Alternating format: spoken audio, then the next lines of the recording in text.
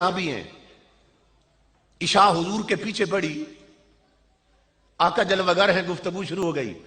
اسے یاد ہی نہیں میری شادی کی رات,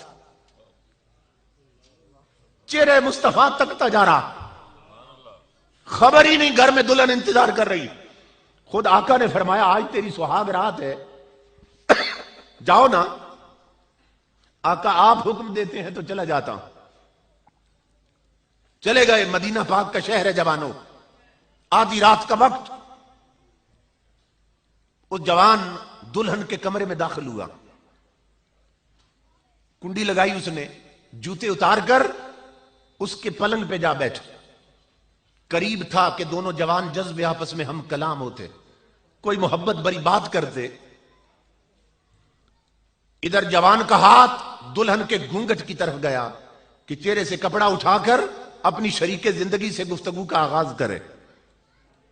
جوانوں غور سے سننا, شادی کی پہلی رات ہے, ابھی ہاتھ گیا گھونگھٹ کی طرف.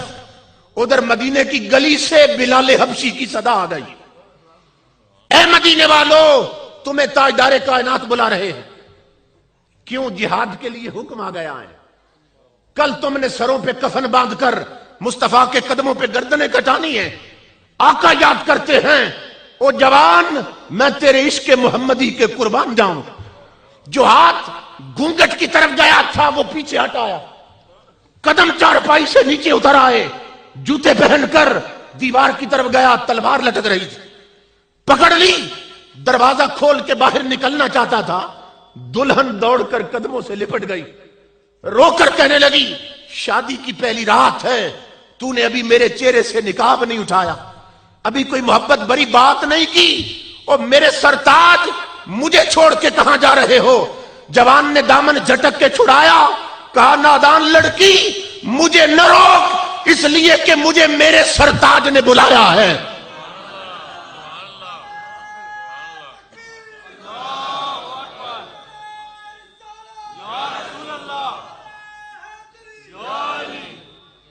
اگر تیرا سرتاج میں ہوں تو کوئی میرا بھی سرتاج, اگر تیرے سر کا سائیں میں ہوں تو کوئی میرے سر کا بھی سائیں ہے. مجھے میرے آقا نے یاد کیا. جوان لڑکی بہانے تراشنے لگی, کہنے لگی جہاد کل ہوگا, رات تو گزار لیں, صبح چلے جانا. جوان نے کہا نادان لڑکی تو سہاگ رات تک رہی ہے, میں مصطفیٰ کی ذات تک رہا. یہ تو ایک رات ہے, اگر ہزاروں سہاگ راتیں مل جائیں مصطفیٰ کے قدموں پہ قربان.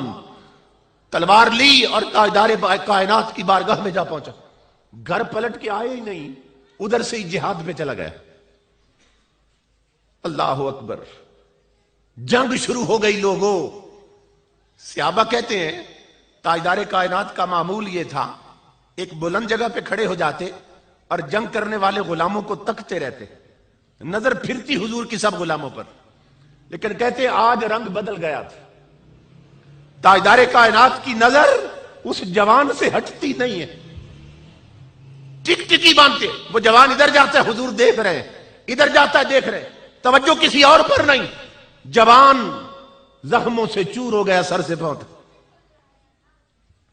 سینے سے نیزہ پار, گھوڑے سے گرا, کونیوں کے بل جسم کو گھسیٹنے لگا.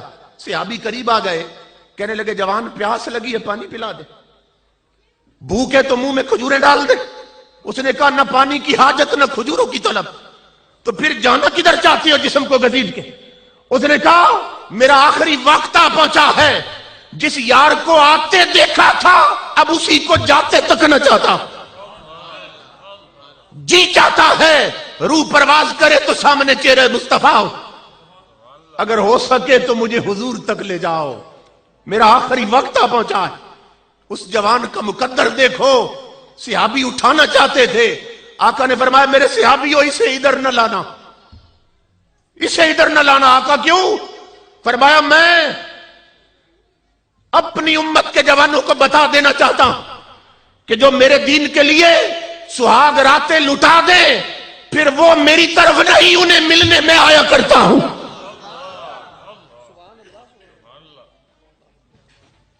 اسے نہ لانا, میں اس کی طرف آتا ہوں. تاجدار کائنات دوڑ کر اس کے پاس گئے، اس کا سر حضور نے جھولی میں رکھ لیا، اپنی کملی سے چہرے کا گرد و غبار صاف کیا، زلفوں میں انگلیاں پھیرنے لگے۔ جوان نے آقا کی جھلک دیکھی اور جھولی میں روح پرواز کر گئی۔ صحابی کہتے ہیں تاجدار کائنات کی آنکھوں میں آنسو اور ہونٹوں پہ ہنسی، یہ دو متضاد چیزیں تھیں۔ آنکھ رو رہی ہے، ہونٹ ہنس رہے ہیں۔ ہم نے عرض کی اللہ کے حبیب یہ آنسو اور یہ خوشی کیسی؟ فرمایا آنسو تو اس کے بارے میں، جدا ہو گیا، بڑا عاشق تھا، محبت کرنے والا غلام تھا، اور ہنس اس لیے رہا ہوں کہ میں جوان کو مبارک دینا چاہتا ہوں۔ جوان تو نے بڑے فائدے کا سودا کیا کہ مصطفیٰ کی آنکھیں دیکھ رہی ہیں کہ تو نے دنیا کی ایک عورت تو چھوڑی ہے مگر 70 حوریں تیرے استقبال کو اتر آئی ہیں۔ جنت کی 70 حوروں سے اللہ نے اس کا نکاح کر دیا۔ تو جو تاجدار کائنات کے غلام بن جائیں